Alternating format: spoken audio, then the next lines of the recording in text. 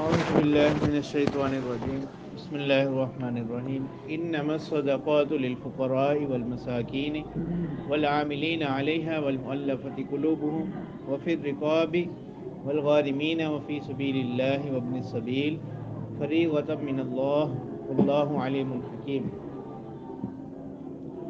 اللہ تعالیٰ فرما رہے ہیں کہ انما الصدقات، انما کس کے لیے آتا ہے؟ کلمہ حصر کے لیے۔ اللہ تعالیٰ فرما رہے ہیں بے شک صدقات، صدقات سے ہے مراد صدقات واجبہ یعنی زکوٰۃ وغیرہ، وہ تو بہرحال کس کے لیے ہیں؟ وہ حق ہے کس کا؟ للفقراء، فقراء کا، غریبوں کا، والمساکین اور محتاجوں کا، والعاملین علیہا اور اس پر کام کرنے والوں، یعنی جو زکوٰۃ وصولی کرنے والے ہیں، والمؤلفۃ قلوبہم اور ان لوگوں کے لیے، والمؤلفۃ قلوبہم یعنی جن کی حوصلہ افزائی مقصود، جن کی دلجوئی مقصود ہو، وفی الرقابی اور کن لوگوں کے لیے؟ وفی الرقابی، یہ رقبہ کی ہے جمع، گردنیں چھڑوانے میں، گردنیں چھڑوانے میں، والغارمین اور کن کاموں میں؟ قرض داروں کے قرضہ ادا کرنے کے لیے، وفی سبیل اللہ اور اللہ کی راہ میں، وابن السبیل اور مسافروں کی مدد میں۔ تو اللہ تعالیٰ فرما رہے ہیں یہ جو 8 مصارف ہم نے بیان کر دیے کہ فریضۃ من اللہ، مقرر کیے ہوئے ہیں اللہ کی طرف سے، واللہ علیم الحکیم اور اللہ تعالیٰ جاننے والے، حکمت والے ہیں۔ تو اس آیت مبارکہ میں، یہ جو سورۃ توبہ کی آیت نمبر 60 ہے، اس میں اللہ تعالیٰ نے جو مصارف زکوٰۃ ہیں ان کو بیان، اس آیت میں اللہ تعالیٰ نے مصارف صدقات اس کو کیا کر دیا؟ متعین کر دی۔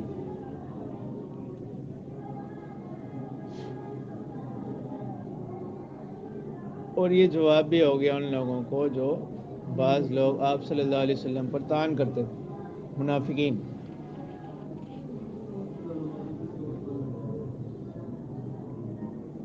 تو شریعت کے اندر ایک ایسا نظام ہے اللہ تعالیٰ کا، جو اللہ تعالیٰ نے بنایا ہے کہ کسی کو مالدار بنایا، کسی کو محتاج بنایا، کسی کو غریب، کسی کو فقیر۔ پھر اللہ تعالیٰ نے مالداروں کے بارے میں حکم دے دیا کہ وفی اموالہم حق للسائل والمحروم، تو مالداروں کے حق، مال میں کن کا حق رکھا گیا؟ فقراء کا حق رکھا گیا۔ اور یہی کیا ہے؟ کیلا یکون دولتم بین الاغنیاء منکم، کہ جو مال ہے، سرمایہ تم میں سے چند ہاتھوں کے درمیان اکٹھا ہو کر نہ رہ جائے، سمٹ کر نہ رہ جائے، صرف مالداروں کے درمیان۔ تو اس کا مقصد کیا ہے؟ کہ اس کے ذریعے سے دولت کی کیا ہوتی رہے؟ گردش ہوتی رہے، اس کے ذریعے سے دولت کی گردش ہوتی رہے۔ اور یہ جو یہاں پر مصارف بیان کیے گئے ہیں، اس میں صحابہ اور تابعین کا اجماع ہے کہ یہ کس کے ہیں؟ صدقات واجبہ کے ہیں۔ یہ جو مصارف ہیں کس کے ہیں؟ صدقات واجبہ، جو کہ فرض ہیں، ان کے یہ مصارف ہیں۔ باقی جو نفلی صدقات ہیں ان کے مصارف کے اندر بہت زیادہ وسعت ہے، صدقات واجبہ میں نہیں ہے۔ تو پہلی بات تو یہ ہو گئی کہ یہاں پر یہ جو آیت میں کلمہ انما آ رہا ہے کس کے لیے؟ حصر کے لیے۔ اور دوسری بات یہ کہ صدقات سے مراد کون سے صدقات ہیں؟ صدقات واجبہ، کہ ان کے یہ مصارف کیا کیے جا رہے ہیں؟ بیان کیے جا رہے ہیں۔ تو صدقات کس کی جمع ہے؟ صدقتن کی۔ اور صدقہ یہ اس مال کو لغت میں کہا جاتا ہے جو مال کا وہ جز جو اللہ کے لیے کیا کیا جائے؟ خرچ کیا جائے، جو اللہ کے لیے کیا جائے؟ خرچ کیا جائے۔ اور اس کی وجہ حصر میں یہ بات بھی بیان کی امام راغب رحمہ اللہ نے کہ صدقہ کو صدقہ اس لیے کہتے ہیں کہ اس کا دینے والا وہ زبان حال سے یہ دعویٰ کر رہا ہے کہ میں اپنے قول و فعل میں صادق ہوں، میں اپنے قول و فعل میں صادق ہوں۔ مطلب کیا کہ اس خرچ کرنے میں اس کی کوئی ذاتی یا دنیاوی غرض مقصود نہیں ہے، بلکہ میں کس کے لیے خرچ کر رہا ہوں؟ اللہ تعالیٰ کے لیے خرچ کر رہا ہوں۔ تو اس سے معلوم ہوا کہ وہ صدقہ جس میں یہ صفت نہ ہو کہ وہ اللہ کے لیے ہو تو اس کو صدقہ نہیں کہا جائے۔ اس ایسے صدقے کو قرآن نے کیا قرار دیا؟ کل عدم قرار دیا۔ جیسے اللہ تعالیٰ فرماتے ہیں لا تبطلوا صدقاتکم بالمن والعذا، کہ اپنے صدقات کو باطل نہ کرو، کس کے ساتھ؟ بالمنی، احسان جتلانے کے ساتھ، والعذا، اور تکلیف پہنچانے کے ساتھ۔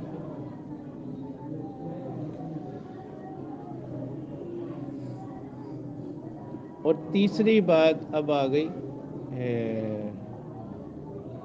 کہ جو صدقہ کا جو لفظ ہے یہ قرآن و سنت میں دونوں معنی میں استعمال ہوتا ہے۔ کس کے لیے بھی؟ نفلی صدقات کے لیے بھی اور فرض کے لیے بھی۔ کس کے لیے بھی؟ فرض کے لیے بھی۔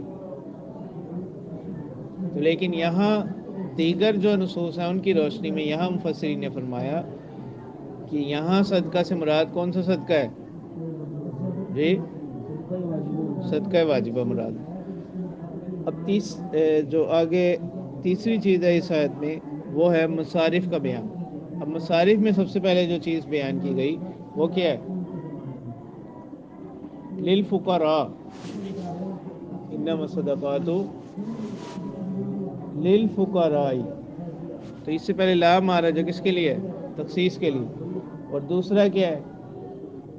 والمساکین، دوسرا مصرف کیا ہے؟ مسکین۔ تو فقیر اور مسکین کے جو اصل معنی وہ کیا ہے؟ یعنی فقیر کے معنی ہے کہ جس کے پاس کچھ نہ ہو۔ فقیر کس کو کہتے ہیں؟ جس کے پاس کچھ نہ ہو۔ اور مسکین کہتے ہیں کہ جس کے پاس کچھ نہ کچھ ہو لیکن نصاب کو نہ پہنچتا، نصاب سے کم ہو۔ زکوٰۃ کا جو نصاب ہے اس سے کیا ہو؟ کم ہو، لیکن مستحق ہونے میں دونوں برابر ہیں۔ مستحق ہونے میں یہ دونوں کیا برابر ہیں، یعنی جس طرح ایک مستحق ہے زکوٰۃ کا، دوسرا بھی کیا ہے؟ مستحق۔ تو حاصل اس کا کیا ہے؟ مثلا اب سوال ہی پیدا ہوتا ہے نا پھر یہاں سے کہ زکوٰۃ کس کو دی جا سکتی ہے اور کس کو نہیں۔ تو اس کے بارے میں ضابطہ یہ ہے کہ ایسا شخص جس کے پاس ضروریات اصلیہ، ایک تو ہے نا اس کی جو ضرورت کی چیزیں، ان سے زائد اتنا مال نہ ہو جو کس کو پہنچتا ہو؟ زکوٰۃ کے نصاب کو، تو اس کو زکوٰۃ دی جا سکتی ہے، اور اس کے لیے زکوٰۃ لینا بھی جائز ہے۔ اس کے لیے زکوٰۃ لینا بھی کہ جس کے پاس ضروریات اصلیہ کے علاوہ اتنا مال نہ ہو جو کس کو پہنچ جائے؟ زکوٰۃ کے نصاب۔ زکوٰۃ کے نصاب کیا ہے؟ 52.5 تولے چاندی، 7.5 تولے سونا، ٹھیک ہے، یا اس کی قیمت کو نہ پہنچ جائے، یا اس کی قیمت کو نہ پہنچ جائے۔ اور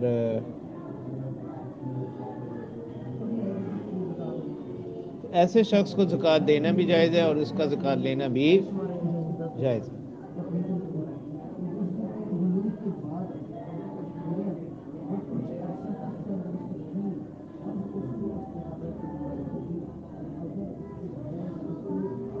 اچھا، اب تیسرا مصرف ان میں ہے والعاملین علیہا، اور عاملین سے مراد، عامل کہتے ہیں وہ لوگ جو اسلامی ریاست کی طرف سے، اسلامی حکومت کی طرف سے صدقات و زکوٰۃ وغیرہ کی وصولی پر مامور ہوتے ہیں، یعنی لوگوں سے زکوٰۃ وصول کرنے کی خدمت پر یہ کیا ہے؟ مامور ہیں۔ تو یہ لوگ چونکہ اپنی تمام اوقات اسی خدمت میں لگا رہے ہیں نا، تو اس لیے ان کی ضروریات کی ذمہ داری کس کی ہے؟ اسلامی حکومت پر عائد ہے۔ تو قرآن کریم کی آیت نے ان کو بھی مصارف زکوٰۃ میں بیان فرما کر یہ بتلا دیا کہ ان کا حق الخدمت اسی مد زکوٰۃ سے کیا کیا جائے گا؟ ادا کیا جائے گا۔ اور عہد رسالت اور عہد صحابہ میں بھی یوں ہی ہوتا تھا۔ اب یہاں پر جو ہے نا اس کے حوالے سے دو سوال بنتے ہیں بنیادی طور پر۔ ایک سوال تو یہ ہے، آپ نے کہا کہ یہ ان کو جو زکوٰۃ دی جا رہی ہے کس طور پر ہے؟ حق الخدمت کے طور پر۔ اب پھر ایک سوال تو یہ ہوتا ہے کہ اب حق الخدمت کتنی رقم ان کو دی جائے گی؟ تو اس کا جواب یہ ہے کہ کس کے اعتبار سے؟ محنت اور عمل کے اعتبار سے ان کو جو حصہ دیا جائے گا وہ کس کے اعتبار سے؟ ان کی محنت اور کام کے اعتبار سے ان کو کیا کیا جائے گا؟ حصہ دیا جائے گا۔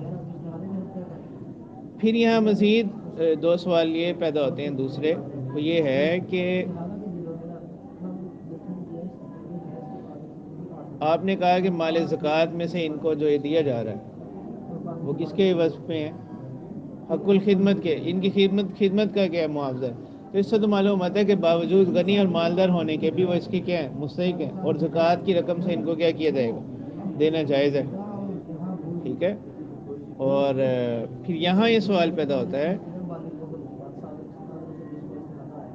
کہ مال زکوٰۃ کو خدمت کا عوض کیسے بنایا؟ ایک بات، اور دوسرا یہ کہ مالدار کے لیے زکوٰۃ کیسے حلال ہوئی؟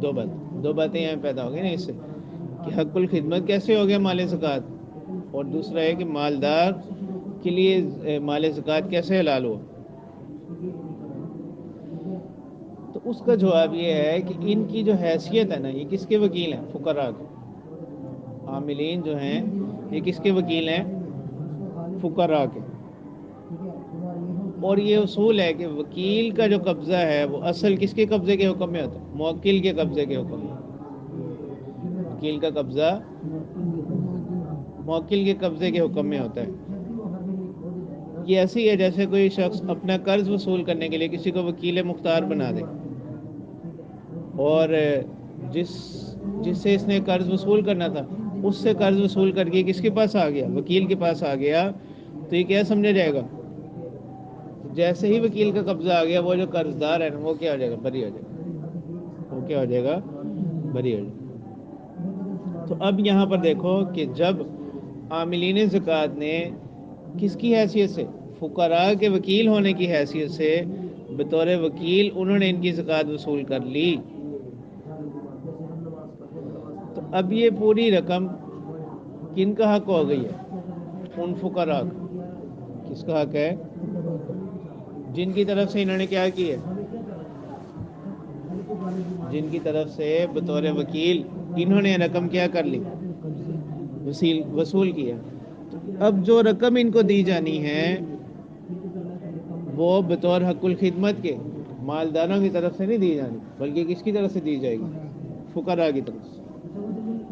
اور فقراء جو ہیں وہ اپنے مال کے اب کیا ہیں؟ مالک۔ فقراء اپنے مال کے مالک ہیں، تو اس میں تصرف کا ہر طرح کا تصرف کرنے کا ان کو کیا ہے؟ اختیار ہے۔ اس میں ہر طرح کا تصرف کرنے کا ان کو اختیار ہے۔ تو اسی طرح ان کو یہ بھی اختیار ہے کہ جب وہ اپنا کام ان لوگوں سے لیتے ہیں تو اپنی رقم میں سے ان کو کیا کر دیں؟ معاوضہ خدمت بھی دیں۔ اتنی بات سمجھ آ گئی کہ ان کی حیثیت کیا ہے کہ فقراء کے وکیل۔ اب پھر اس پر مزید کہ فقراء نے تو ان کو وکیل بنایا ہی نہیں، پھر یہ وکیل کیسے بن گئے؟ اس کا جواب یہ ہے کہ یہ وکیل مقرر ہوئے کس کی طرف سے؟ اسلامی ریاست کے سربراہ کی طرف سے۔ تو جس کو سربراہ کیا کر دے، اسلامی ریاست کا جو سربراہ ہوتا ہے وہ قدرتی طور پر ساروں کی طرف سے کیا ہوتا ہے؟ وکیل ہوتا ہے۔ ٹھیک ہے، کیونکہ سب کی ضروریات کو پورا کرنا اس کی ذمہ داری ہے۔ تو اب اس کی طرف سے یہ جس کو چاہے کیا کر دے؟ صدقات کی وصولی پر مقرر کر دے، تو وہ اس کے نائب کی حیثیت سے کیا بن جائیں گے؟ فقراء کے وکیل بن جائیں گے۔ تو جب وہ فقراء کے وکیل بن گئے تو اب ان کو جو کچھ اس میں سے حصہ دیا جائے گا وہ زکوٰۃ کے طور پر نہیں ہوگا، بلکہ حق الخدمت کے عوض ہوگا۔ کس کے عوض ہوگا؟ حق الخدمت۔ یہ ایسے ہی ہے جیسے کوئی عام غریب شخص ہے، وہ اپنی ضرورت کے لیے کسی کو کیا مقرر کر دے؟ وکیل مقرر کر دے۔ تو اب یہ جو کچھ بھی اس وکیل کو دے گا، اگرچہ وہ زکوٰۃ سے حاصل شدہ مال سے اس کو حق الخدمت ادا کر دے تو یہ کوئی بھی اس کو کیا نہیں کہے گا، زکوٰۃ نہیں کہے گا. نہ تو کوئی یہ کہے گا کہ دینے والا بطور زکوٰۃ کی دے رہا ہے اور نہ لینے والا بطور زکوٰۃ کی لے رہا ہے. اسی طرح یہاں ہے، تو یہ کس کے طور پر لے رہا ہے؟ حق الخدمت کے طور پر لے رہا ہے. اس کے طور پر لے رہا ہے. اچھا، اب ایک مسئلہ رہ جاتا ہے. کیوں؟ کیونکہ ریاست کا معاملہ ہے، ریاست کو ولایت عامہ حاصل ہے. ریاست کا جو امیر ہے اس کو کیا حاصل ہے؟ ولایت عامہ حاصل ہے. لیکن اب اس میں ایک اور وضاحت ضروری ہے. آج کل ایک اور یہ ہوتا ہے کہ مثلا جس طرح مدارس ہیں یا مختلف تنظیمیں بنی ہوتی ہیں، ان کی طرف سے نمائندے مقرر ہوتے ہیں زکوٰۃ کی وصولی پر. وہ اس حکم میں نہیں آتے، یعنی کیونکہ وہ تو زکوٰۃ کس کے لیے وصول کر رہے ہیں؟ مستحق طلباء کے لیے. اب یہ لوگ مستحق طلباء کی طرف سے وکیل نہیں ہیں. تو جب یہ وکیل نہیں ہے تو ان کی تنخواہ جو ہے وہ زکوٰۃ کی رقم سے نہیں دی جا سکتی. ان کی تنخواہ زکوٰۃ کی رقم سے نہیں دی جا سکتی، بلکہ جو ان کو زکوٰۃ دینے والے بھی لوگ ہیں ان کی زکوٰۃ بھی اس وقت ادا ہوگی جب وہ آگے جا کر مصرف میں لگے گی. ان کی زکوٰۃ کب ادا ہوگی؟ جب وہ آگے جا کر کس میں لگے گی؟ مصرف میں. کیوں؟ کیونکہ جو بھی سربراہ ہے نا کسی تنظیم کا یا کسی مدرسے کا، اس کو ولایت عامہ تو حاصل نہیں ہے نا لوگوں پر. اس کو لوگوں پر کیا حاصل نہیں ہے؟ ولایت عامہ حاصل نہیں ہے. ٹھیک ہے، تو اس لیے اس میں جو ہے یعنی جب تک یہ اپنا قبضہ کر بھی لیتے ہیں اہل مدارس، تو اس کی تنخواہ اس میں سے نہیں دے سکتے، کیونکہ اس کی تنخواہ اس کو الگ سے دیں گے، یا اگر اس کی تملیغ وغیرہ کروا کر پھر اس کو استعمال کریں وہ ایک الگ مسئلہ.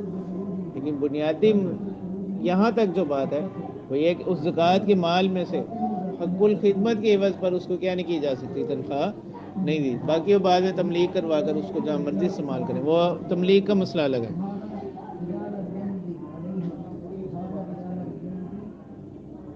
تو اب یہیں سے ایک سوال یہ پیدا ہوا کہ اجرت علی الطاعات، یعنی قرآن و سنت کی تعلیم پر اجرت لینا، یا کوئی کہیں نماز پڑھا رہے ہیں اس پر اجرت وغیرہ لینا، اس کا کیا حکم ہے؟ جیسے حدیث مبارکہ میں آتا نا کہ اقرأوا القرآن ولا تأکلوا بہ، کہ قرآن پڑھاؤ اور اس کو کمائی کا عوض نہ بناؤ.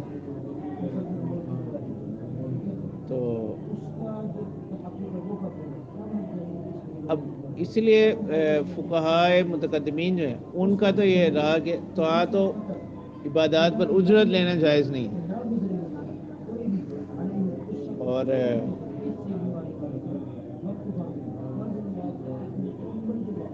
تو پھر یہ جو زکوٰۃ کی وصولی ہے یہ بھی ایک عبادت ہی ہے، اس پر اجرت لینا اس کا کیا حکم ہے؟ تو اس کے بارے میں ضابطہ یہ ہے کہ وہ عبادات جو فرض یا واجب کا درجہ رکھتی ہیں ان پر اجرت لینا مطلقاً حرام ہے، اور وہ عبادات جو فرض عین تو نہیں فرض کفایہ ہیں ان پر کوئی معاوضہ لینا وہ اس آیت کی روح سے کیا جائز ہے؟ اس آیت کی روح سے جائز ہے. مثلا فرض کفایہ کے معنی کیا ہے؟ ایک کام پوری امت کے شہر کے ذمہ ہے، مگر یہ لازم نہیں کہ سارے اس کو کریں. تو اگر بعض لوگ کر دیں تو باقیوں کی طرف سے کیا ہو جائے گا؟ ادا ہو جائے گا. اگر کوئی بھی نہ کرے تو سب کیا ہوں گے؟ گنہگار ہوں گے. تو اسی آیت سے پھر یہ استدلال علماء نے کیا کہ امامت و خطابت کا عوض لینا یہ بھی کیا ہے؟ جائز، کیونکہ امامت یا خطابت وہ فرض عین نہیں ہے، سب پر تو لازم نہیں ہے، بلکہ کیا ہے؟ فرض کفایہ ہیں. کیا ہے؟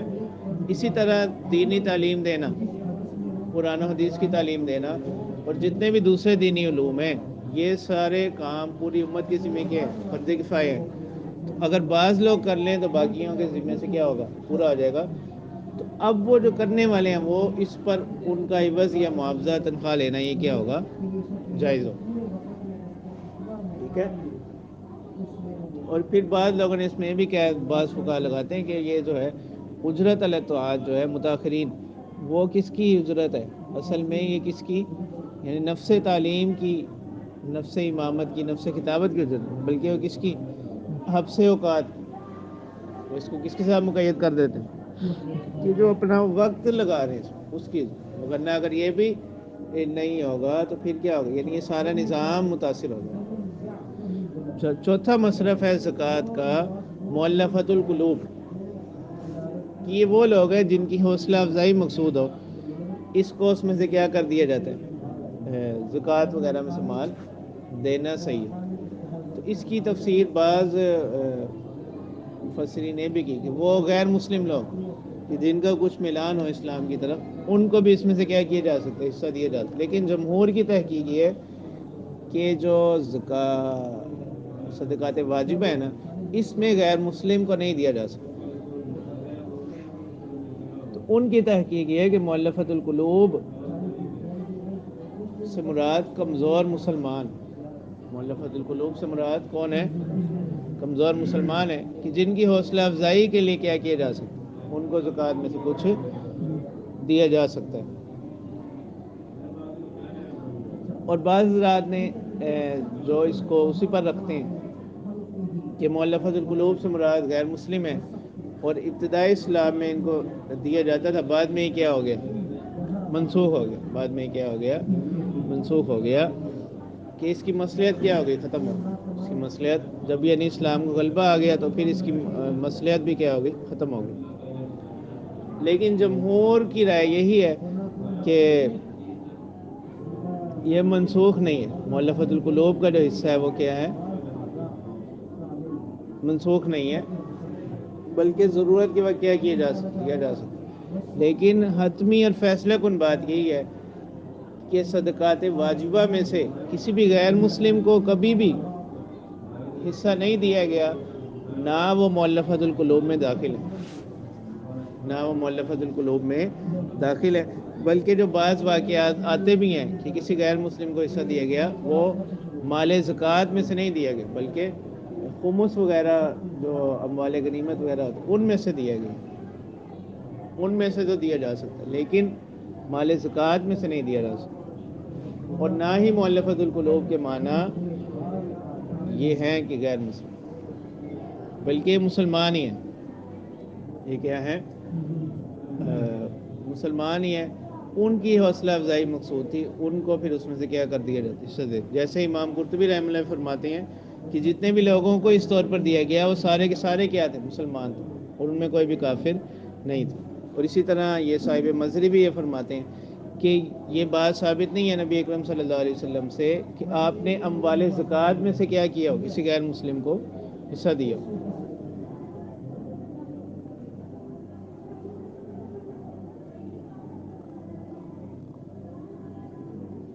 اور ایک اور جواب صاحب کشاف نے دیا، وہ کہتے ہیں کہ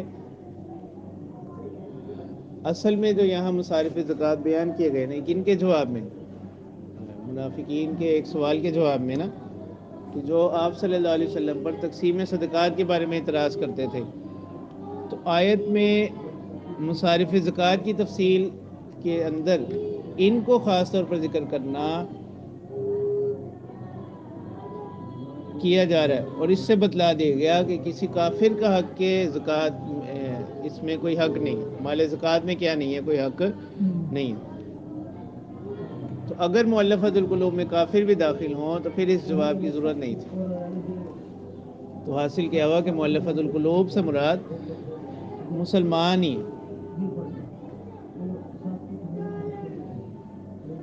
کیونکہ آپ صلی اللہ علیہ وسلم کے دور میں بیت المال کے مختلف حصے بنے ہوتے ہیں، ٹھیک ہے، ایک حصہ کس کا، غنیمتوں کا، ایک حصہ جو تھا نا اس کا جو کانوں سے مختلف چیزیں نکل ان کے خمس کا، ایک حصہ جو تھا معدنیات کے خمس کا، تو مختلف اس کے حصے بنے ہوئے تھے، ٹھیک ہے۔ اسی طرح ایک حصہ جو ہے یہ صدقۃ الفطر، زکوٰۃ وغیرہ کا، عشر وغیرہ کا، ٹھیک ہے، ایک حصہ خراج کا، مال فی کا۔ تو یہ اس سے معلوم ہوا کہ بیت المال کے اندر مختلف حصے رکھنے چاہیے، اور ہر حصے کی مد الگ الگ ہو، ہر حصے کی مد کیا ہونی چاہیے، الگ الگ ہونی چاہیے۔ تو اب اس سے یہ ثابت ہو گیا کہ مؤلفۃ القلوب کا جو حصہ ہے کسی بھی وقت کسی بھی کافر کو نہیں دیا گیا، اور جہاں پر دینا ثابت ہے وہ مد زکوٰۃ سے نہیں دیا گیا، بلکہ دیگر مدات سے دیا گیا، اور جگہوں سے دیا گیا، زکوٰۃ میں سے نہیں دیا گیا۔ تو حاصل کیا ہوا کہ مؤلفۃ القلوب میں اب صرف کون لوگ رہ گئے؟ مسلمان رہ گئے۔ اور مسلمانوں میں بھی دو طرح کے لوگ ہیں، فقراء، وہ تو بالاتفاق کیا ہوں گے، اس کے مستحق ہوں گے، اور اب اختلاف کس میں رہ گیا؟ صرف ایسے مالدار جو کیا ہوں، صاحب نصاب ہوں، ایسے مالدار جو کیا ہوں، صاحب نصاب ہوں۔ تو اس اعتبار سے بعض فقہا فرماتے ہیں کہ مؤلفۃ القلوب میں ایسے لوگ شامل ہوں گے جو کیا ہوں، اگرچہ مالدار بھی ہوں اور صاحب نصاب بھی ہوں۔ وہ کہتے ہیں کہ باقی جتنی بھی یہ مصارف ہیں نا، آٹھ میں سے جو باقی 7 ہیں، ان میں تو شرط ہے کس کی؟ فقر کی۔ ان میں مستحق ہونے کے لیے کس کی شرط ہے؟ فقر کی شرط ہے اور ضرورت مندی کی شرط ہے، سوائے مؤلفۃ القلوب، سوائے کس کے؟ مؤلفۃ القلوب کے، کہ اگر وہ کیا ہوں، مالدار بھی ہوں تو اس میں سے ان کو کیا کیا جائے گا؟ ان کا حصہ دے دیا جائے گا۔ یہ کون؟ السلام علیکم۔ تو 5ویں لوگ، تو یہ مؤلفۃ القلوب کا حاصل یہ ہوا کہ یہ جب مسلمان ہیں، اور بعض فقہا کہ ہاں ان میں فقر و حاجت مندی بھی شرط نہیں، اور بعض کہ ہاں ان میں فقر و حاجت مندی یہ کیا ہوگی؟ شرط ہوگی۔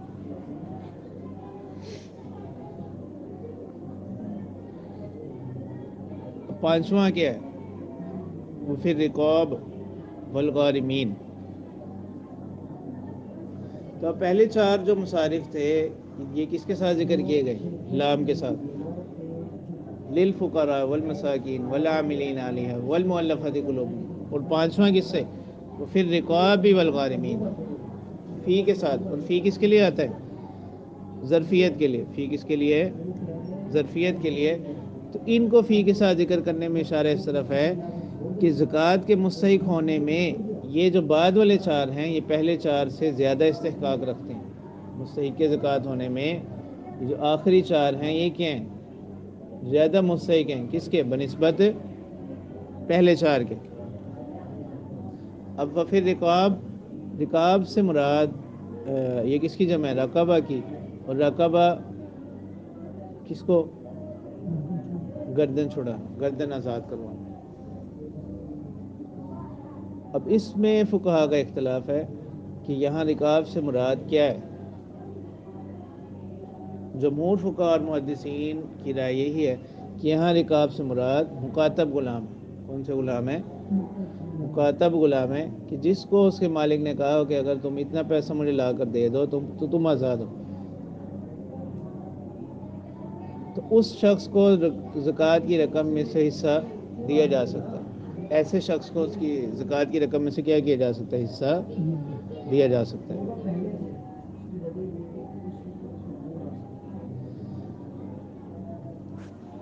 باقی عام غلام کو اس میں سے زکوٰۃ کی رقم دینا یہ جمہور کی ہاں یہ کیا نہیں ہے؟ جائز نہیں ہے۔ تو وہ اس کو خاص کرتے ہیں کس کے ساتھ؟ مکاتب کے ساتھ۔ کس کے ساتھ؟ مکاتب کے ساتھ۔ اور چھٹا مصرف کیا ہے؟ الغارمین، کس کی جمع ہے؟ غارم کی، جس کے معنی کس کے ہیں؟ قرض دار کے، ٹھیک ہے۔ اور تو ایسا شخص جس پر کوئی قرض ہو اور اس کے پاس اتنا مال نہ ہو جس سے وہ قرض ادا کر سکے، تو اس کو کیا کیا جا سکتا ہے؟ زکوٰۃ میں سے حصہ دیا جا سکتا ہے، لیکن اس کے ساتھ شرط یہ ہے کہ یہ جو قرض ہے یہ اس نے کسی ناجائز کام کے لیے نہ لیا ہو، یہ قرض اس نے ناجائز کام کے لیے نہ لیا ہو، ٹھیک ہے۔ تو ایسے شخص کو مال زکوٰۃ میں سے حصہ دیا جا سکتا تاکہ اس کی مدد ہو جائے قرض کی ادائیگی میں نا۔ تو اگر اس نے کسی گناہ کے لیے کیا کیا ہوا، کسی سے قرض لیا ہوا ہے، تو ایسے شخص کو اگر کوئی زکوٰۃ دے گا تو وہ اس کی معصیت میں اس کا کیا بنے گا؟ مددگار بنے گا۔ اور 7واں مصرف ہے فی سبیل اللہ۔ اب فی سبیل اللہ کے بنیادی طور پر عہد رسالت میں 2 اس کے معنی لیے جاتے تھے۔ مجاہد اور حج کرنے والے لوگ، وہ لوگ جو جہاد میں ہوں اور ان کے پاس اسلحہ اور ضروری سامان خریدنے کے لیے مال نہ ہو، ان کو اس میں سے کیا کیا جا سکتا، حصہ دے لیتے، یا وہ کہ جن کے ذمہ حج فرض ہو گیا لیکن اب اس کے بعد مال نہیں رہا جس سے وہ کیا کر سکے، حج فرض ادا کر لے، تو اس کی بھی کیا کی جا سکتی ہے، مدد کی جا سکتی ہے۔ تو اس میں دو فائدے ہیں، ایک تو مدد اور دوسرا عبادت کی ادائیگی میں تعاون، عبادت کی ادائیگی میں تعاون۔ اسی طرح فی سبیل اللہ میں فقہا نے ان لوگوں کو بھی شامل کیا جو دین کے طالب علم، جو دین کے طالب علم ہوں اور ان کے پاس مال نہ ہو، تو ان کی مدد کرنا وہ بھی اسی میں شامل ہے، لیکن شرط یہی ہے کہ اس کے پاس اتنا مال نہ ہو جس سے وہ اس کام کو پورا کر سکے۔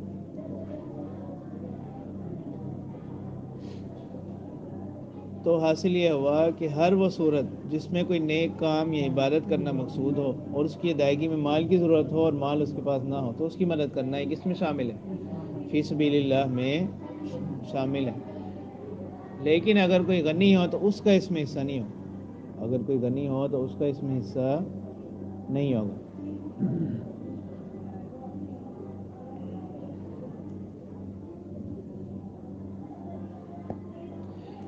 اب اس میں خرابی کہاں سے آتی ہے، یہ فی سبیل اللہ کے لفظ میں؟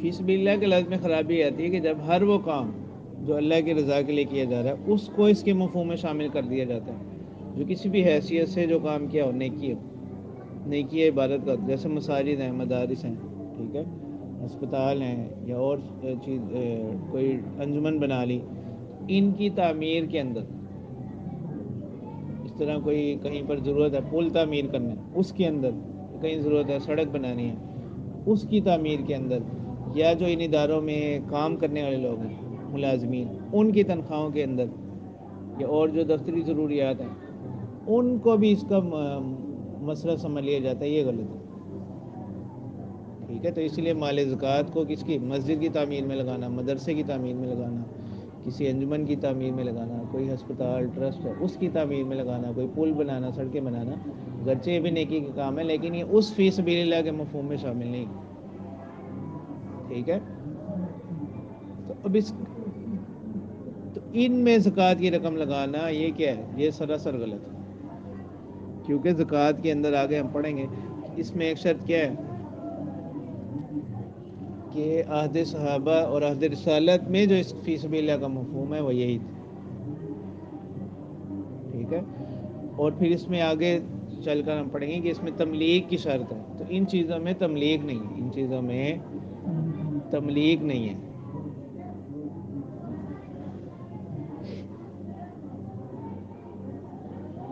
تو اگر اس میں اتنا عموم کر دیا جائے فی سبیل اللہ کے مفہوم میں کہ ہر نیکی کے کام کو اس میں کیا، ہر نیکی کے کام میں خرچ کرنے کو اس میں شامل کر لیا، تو پھر تو دیکھو نا، اب یہاں پر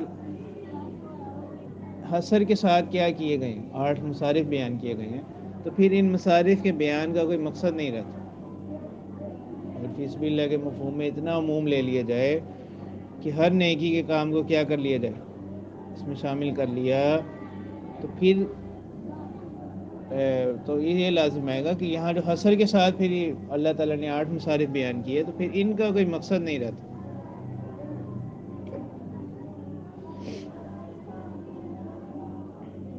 ٹھیک ہے۔ اب 8واں جو مصرف ہے وہ کیا ہے، ابن السبیل۔ سبیل کے معنی کیا ہے، راستے کے، اور ابن کس کو کہتے ہیں، بیٹا کے لیے، ٹھیک ہے۔ اور عربی محاورات میں یہ جو لفظ ہے نا، ابن کے، اب کے، اخ، یہ ان چیزوں کے ساتھ بھی بولے جاتے ہیں جن کے ساتھ کیا ہو جائے، کچھ تعلق، گہرا تعلق کیا ہو جائے، قائم ہو جائے، تو اسی محاورے کے مطابق ابن السبیل کس کو کیا دیا جاتا ہے، مسافر۔ تو مسافر کو اگرچہ دوران سفر اس کو ضرورت پڑے، اس کے پاس اتنا مال نہ ہو کہ وہ اپنے وطن پہنچ سکے، اس کو بھی مال زکوٰۃ میں سے دیا جا سکتا ہے، اگرچہ اپنے جو اصل وطن ہے اس میں اس کے پاس کتنا ہی مال کیوں نہ ہو، تو ایسے شخص کو بھی مال زکوٰۃ میں سے حصہ دیا جا سکتا ہے۔ پھر زکوٰۃ میں جو ایک اور ضروری چیز ہے وہ کیا ہے، تملیغ۔ کہ جس کو زکوٰۃ دینی ہے اس کو مالکانہ قبضہ دیا جائے. مستحق کے زکوٰۃ ان 8 میں سے جس کو بھی زکوٰۃ دے رہے ہیں اس کو کیا کرنا ہے؟ مالکانہ قبضہ دیا جائے گا مال زکوٰۃ کے اوپر. اگر مالکانہ قبضہ دیے بغیر ان پر کچھ خرچ کر دیا تو زکوٰۃ ادا نہیں ہوگی. اسی وجہ سے فقہا نے کس کو مساجد کی تعمیر، مدارس کی تعمیر، ہسپتالوں وغیرہ کی اور ٹرسٹ وغیرہ کی تعمیر پر زکوٰۃ خرچ کرنا اس کو جائز قرار نہیں دیا. کیوں؟ اگرچہ مدرسہ بنائیں گے اس میں پڑھیں گے تو کون لوگ؟ مستحق لوگ ہی پڑھیں گے، ان کا فائدہ انہیں کو پہنچے گا، لیکن ان کا مالکانہ قبضہ اس چیز پر نہیں ہوا، اس وجہ سے زکوٰۃ ادا نہیں ہوگی.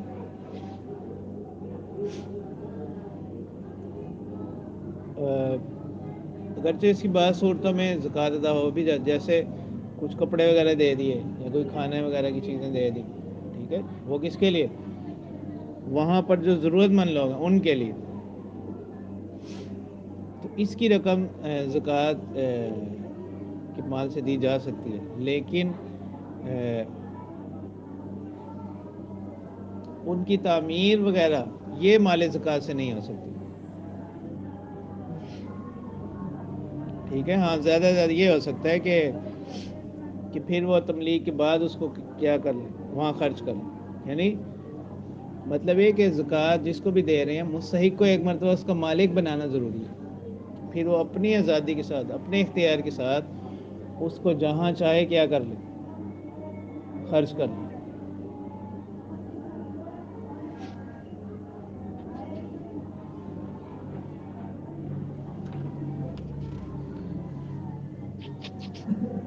اور پھر زکوٰۃ کے حوالے سے کچھ اور یعنی عمومی مسائل ہیں جس کا تعلق نفس آیت پوری ان مصارف کے ساتھ ہے. وہ یہ کہ اب جو مستحق لوگ ہیں مختلف ہیں، ان میں جو اس کے رشتہ دار ہیں ان کو کیا رکھے؟ مقدم رکھے. تو اس میں کیا ہوگا؟ دوہرا اجر ہوگا، ایک تو صدقے کا ثواب اور دوسرا صلہ رحمی کا ثواب. اور اس میں یہ بھی ضروری نہیں ہے کہ جس کو زکوٰۃ دی جا رہی ہے اس کو بتلا کر یا اس کو کوئی احسان وغیرہ جتا کر کیا کیا جائے، زکوٰۃ دی جائے. بغیر بتائے بھی کیا کی جا سکتی ہے، کسی اور عنوان کے ساتھ بھی زکوٰۃ دی جا سکتی ہے، مثلا تحفے کے عنوان سے، ہدیے کے عنوان سے. ٹھیک ہے، اور اس میں زیادہ تحقیق ضروری نہیں. بس اگر نفس بنیادی تحقیق کے بعد کسی کا مستحق ہونا ثابت ہو گیا، اس کو زکوٰۃ دے دی، تو اس کی زکوٰۃ کیا ہو جائے گی؟ ادا ہو جائے گی. ہاں البتہ ایسے رشتہ دار کہ جن کے منافع آپس میں کیا مشترک ہوں، ان کو زکوٰۃ نہیں دی جا سکتی. جیسے میاں بیوی، والدین ہیں، اولاد ہیں، تو یہ آپس میں کیا ہوگا؟ یہ مشترک ایک حیثیت سے یہ لوگ مصارف کے اندر عموماً کیا ہوتے ہیں؟ مشترک ہوتے ہیں. تو اگر کسی نے ایسی جگہ زکوٰۃ دے دی تو اس کی زکوٰۃ ادا نہیں ہوگی. تو یہ زکوٰۃ کے جو ہے نا چند بنیادی مسائل ہیں. باقی اس میں جو تفصیلی مسائل ہیں وہ اس موقع پر کسی بھی مستند جگہ سے کیا کرنا چاہیے؟ وہ ادائیگی زکوٰۃ سے پہلے پوچھ لینا چاہیے.